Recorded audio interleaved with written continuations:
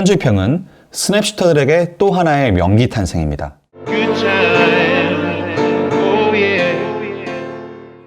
안녕하세요. 팀 포트레이츠의 사진가 김재우입니다. 영상이 많이 늦었습니다. 죄송합니다. FP에 관련돼서 조만간 새로운 영상으로 찾아뵙도록 하겠습니다.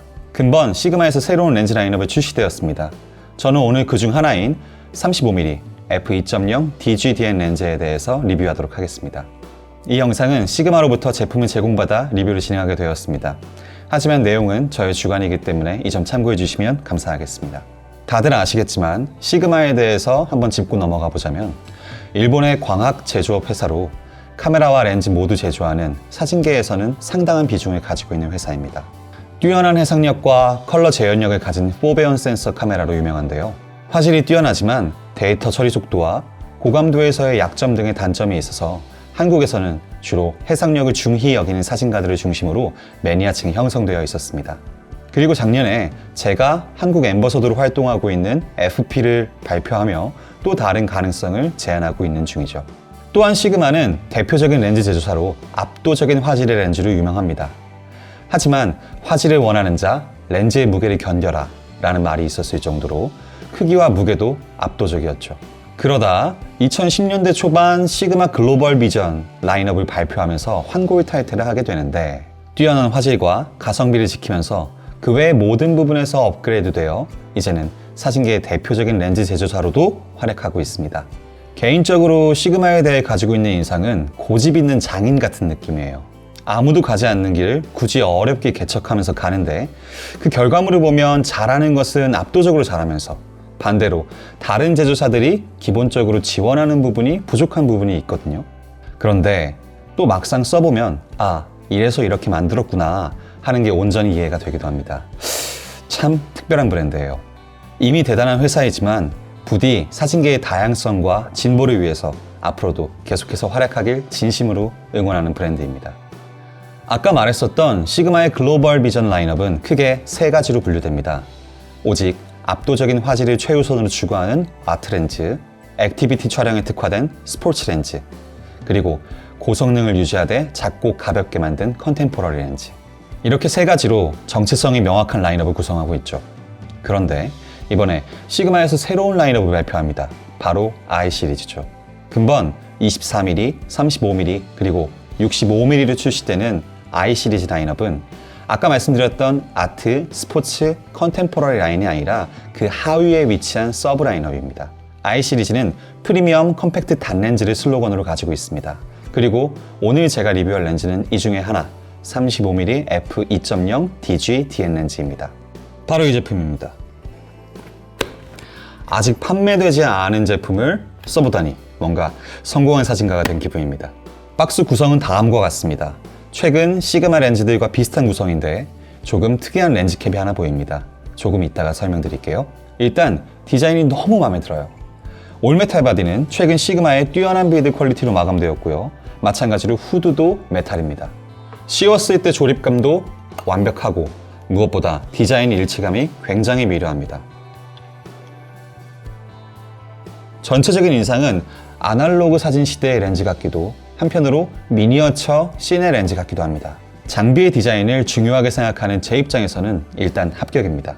수동으로 조절할 수 있는 조리개링이 있습니다. 조리개링이 굉장히 부드럽게 움직이고요. 단계별로 클릭감이 명확해서 촬영할 때 손맛이 있습니다. 포커스 모드 스위처가 렌즈 크기에 비해 굉장히 크게 설계되어져 있고 마찬가지로 클릭감이 명확해서 촬영 시 조작이 쉽겠습니다. 포커스링 조작도 굉장히 부드럽게 진행됩니다. 특이사항이 있다면 기본 캡과 함께 메탈 캡이 제공됩니다. 다들 촬영하시면서 렌즈 캡 보관이 번거롭거나 혹은 분실하는 경험을 해보셨을 텐데요. 시그마는 별매에 카라비너가 포함된 메탈 캡 홀더를 만들어서 이런 불편함을 덜어냈습니다. 촬영하지 않을 땐 홀더에 자석으로 착 붙여놓으면 되고요. 촬영이 끝나면 다시 착하고 렌즈로 돌아오면 됩니다. 다만 후드를 이렇게 앞으로 설치한 상태에서는 탈부착에 어려움이 있습니다. 때문에 촬영이 끝나시면 후드를 먼저 돌려서 끼워주시고요. 그 다음에 캡을 탈부착해 주시는 것이 좋겠습니다. I 시리즈의 핵심이 컴팩트 단렌즈라고 말씀드렸었죠. 이 렌즈는 325g으로 정말 가볍습니다. 많이 사용하는 2470 줌 렌즈들이 보통 800에서 900g이라는 걸 생각해보면 채 절반도 안 되는 무게입니다. 굉장히 가볍죠? 상대적으로 남성 사진가분들은 무게에 둔감한 경우가 있어요. 특히나 젊은 분들은 더욱 그렇죠. 헌데 많은 여성 사진가분들은 상대적으로 장비의 무거움이 부담스러운 경우가 많습니다. 사진 강의를 하며 가벼운 렌즈 추천을 부탁하는 분들이 많으신데 앞으로는 추천 리스트에 이 렌즈가 꼭 들어갈 것 같습니다. 크기도 정말 작습니다. 마찬가지로 2470의 약 절반 정도의 크기로 한 손에 가볍게 잡히는 렌즈입니다. 장비의 크기 차이는 촬영 스타일에도 큰 영향을 미칩니다. 일단은 들고 나갈 때 부담감의 차이도 있고요. 촬영할 때 모델이 느끼는 부담감에도 큰 차이가 있습니다. 더해서 주변 시선에서도 상대적으로 부담이 덜하죠. 특히나 35mm라는 화각은 스냅 사진 용도임이 분명하기에 이러한 장점들은 더욱 크게 다가올 겁니다. 잠깐 35mm 샘플 사진을 같이 보겠습니다. 샘플 사진은 시그마 FP의 마운트에서 로우 파일로 촬영했습니다. 비교를 위해 원본, 기본톤 리터칭, 그리고 개인적으로 좋아하는 컬러로 작업해서 나열했습니다.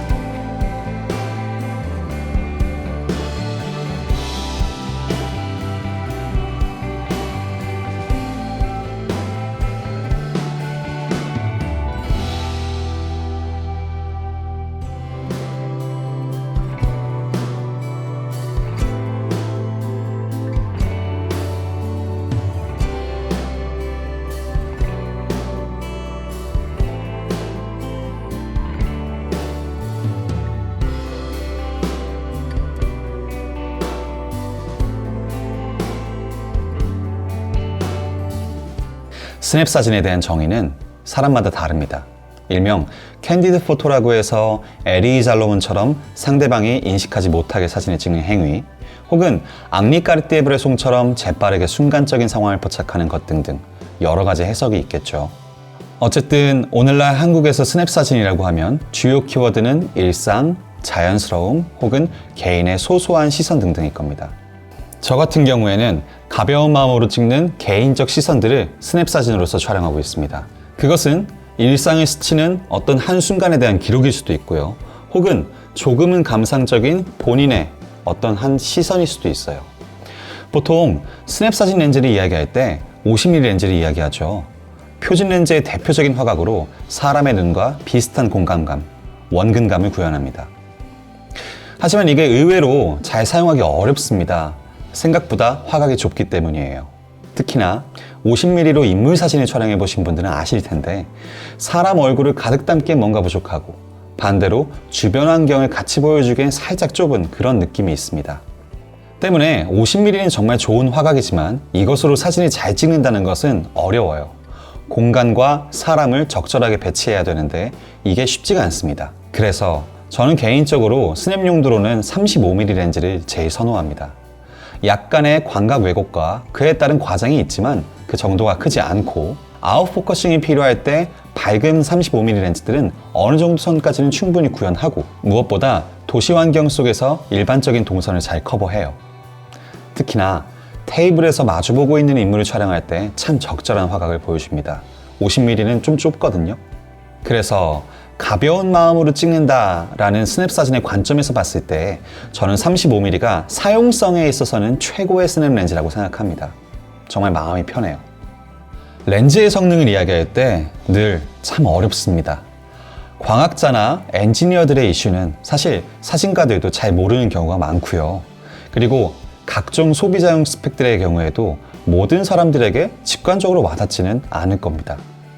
무엇보다 어려운 점은 렌즈의 성능에서 무엇이 중요한가, 이 부분이 개개인의 가치관마다, 촬영 스타일마다, 목적마다 다르기 때문입니다.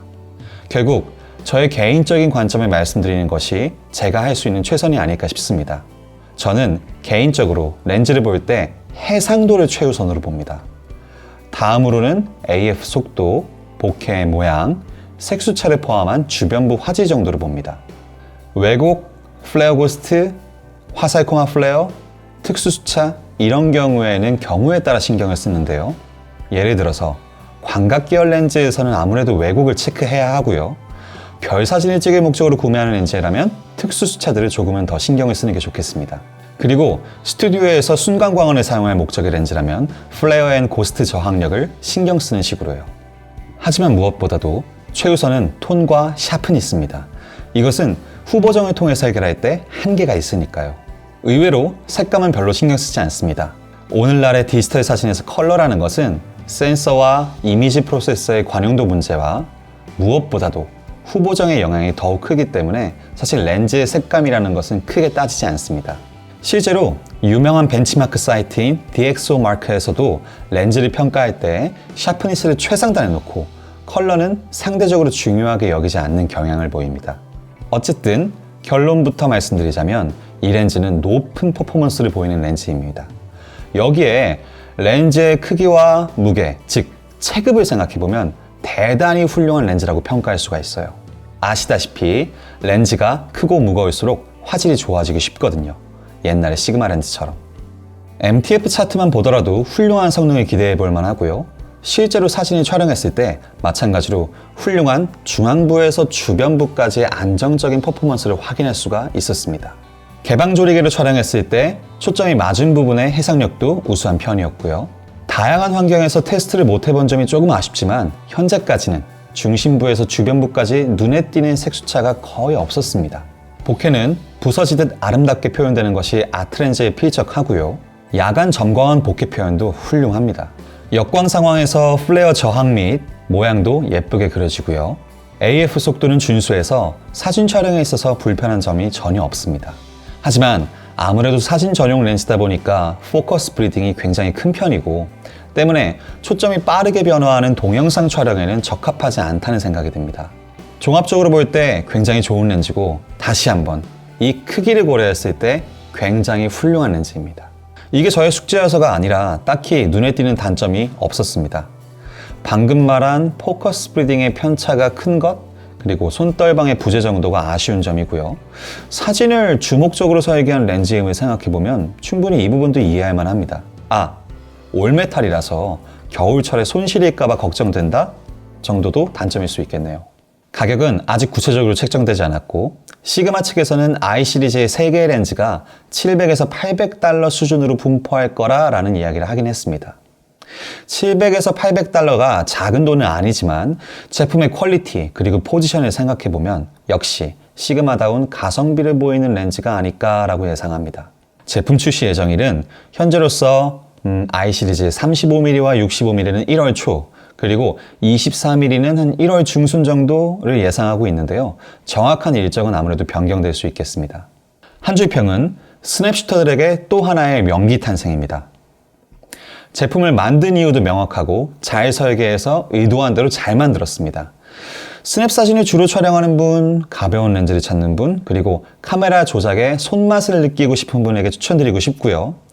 아무래도 활동적인 동영상 촬영을 목적으로 이 렌즈를 구매하는 것은 추천드리기 어렵습니다. 다만 정적이고 감성적인 촬영 영역에서라면 괜찮을 것도 같습니다. 오늘 리뷰는 이것으로 마치고요. 조만간 미뤄뒀던 FP에 대한 리뷰와 그리고 사진 이야기들로 돌아오겠습니다. 감사합니다.